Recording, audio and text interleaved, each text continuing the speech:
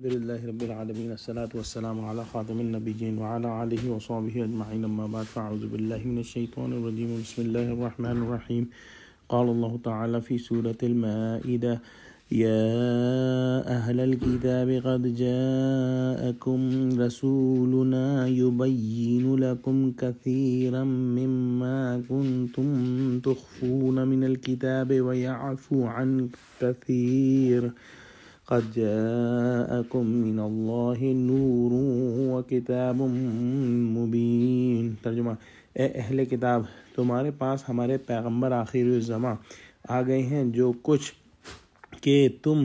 کتاب الہی میں سے چھپاتے تھے وہ اس میں سے بہت کچھ تمہیں کھول کھول کر بتا دیتے ہیں اور تمہارے بہت سے قصور معاف کر دیتے ہیں۔ بے شک تمہارے پاس خدا کی طرف سے نور اور روشن کتاب آ چکی۔ اس آیت میں اللہ سبحانہ وتعالیٰ نے اہل کتاب کو مخاطب کر کے فرمایا ہے کہ اے یہود و نصارہ، تم نے اپنی کتابوں میں سے جو حضور صلی اللہ علیہ وسلم کی آمد کی بشارتیں موجود تھیں، اپنے تئیں ان کو ان کتابوں میں سے تخفیف کرنے کی پوری کوشش کی، لیکن اب تک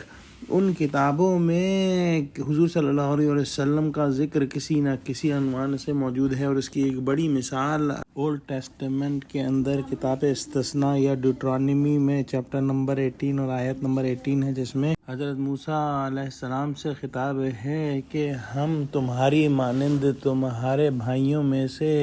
ایک نبی برپا کریں گے اور اس کے منہ میں اپنے الفاظ ڈالیں گے اور وہ تم سے وہی کہے گا جو ہم اس سے کہیں گے۔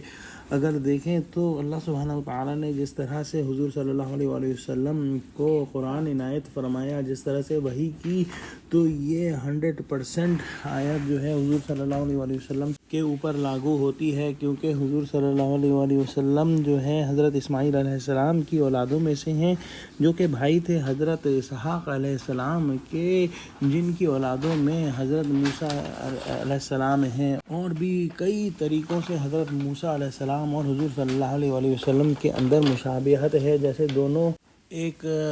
عام فطری طریقے سے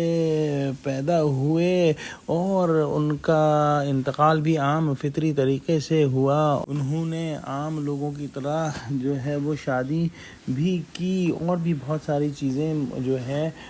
حضرت موسیٰ علیہ السلام اور حضرت صلی اللہ علیہ وسلم کے اندر مشابہ ہیں، اور یہ مشابہت حضرت عیسیٰ علیہ السلام اور حضرت موسیٰ علیہ السلام کے اندر نہیں ملتی۔ تو حضور صلی اللہ علیہ وسلم کو اللہ سبحانہ وتعالیٰ نے قرآن عطا فرمایا، اور اس آیت میں مفسرین نے بیان کیا ہے کہ نور کا لفظ حضور صلی اللہ علیہ وسلم کے لیے آیا ہے اور کتاب کا لفظ قرآن کے لیے آیا ہے، اور اللہ سبحانہ وتعالیٰ کے نبی صلی اللہ علیہ وسلم نے قرآن و سنت کے ذریعے جو ہے تمام باتیں جو ہیں وہ کھول کھول کر بیان فرما دی، اور اہل کتاب کے بہت سے قصور معاف بھی فرما دیے۔ اگلی آیت میں اللہ سبحانہ وتعالیٰ ارشاد فرماتے ہیں یہدی بہ اللہ من اتبع رضوانہ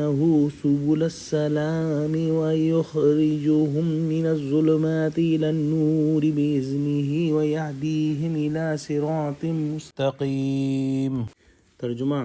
جس سے خدا اپنی رضا پر چلنے والوں کو نجات کے رستے دکھاتا ہے اور اپنے حکم سے اندھیروں میں سے نکال کر روشنی کی طرف لے جاتا ہے اور ان کو سیدھے رستے پر چلاتا ہے۔ اللہ سبحانہ وتعالیٰ نے جو قرآن اور نبی آخر الزمان انسانیت کے لیے رحمت بنا کر بھیجے ہیں، ان کی مدد سے اللہ سبحانہ وتعالیٰ اپنی طرف چلنے والے لوگوں کو نجات کے راستے دکھاتا ہے اور انسانیت کو اندھیروں میں سے نکال کر روشنی کی طرف لے جاتا ہے، اور انسانیت کو سیدھے راستے پر چلنے کا ایک واضح ہدایت نامہ عطا فرماتا ہے۔ ایک بات نوٹ کرنے کے لائق ہے کہ قرآن کے اندر جہاں بھی اندھیروں کا ذکر آتا ہے تو جمع کا صیغہ استعمال ہوتا ہے، جیسے اس آیت میں ظلمات، اور نور ہمیشہ واحد کے صیغے میں آتا ہے، جیسے کہ اس آیت میں ہم نے دیکھا۔ دعا کرتے ہیں کہ اللہ سبحانہ وتعالی ہم کو قرآن کا فہم عطا فرما اور ہم کو اپنا بنا لے۔ آمین۔ وآخر دعوانا الحمدللہ رب العالمین۔ السلام علیکم ورحمۃ اللہ وبرکاتہ۔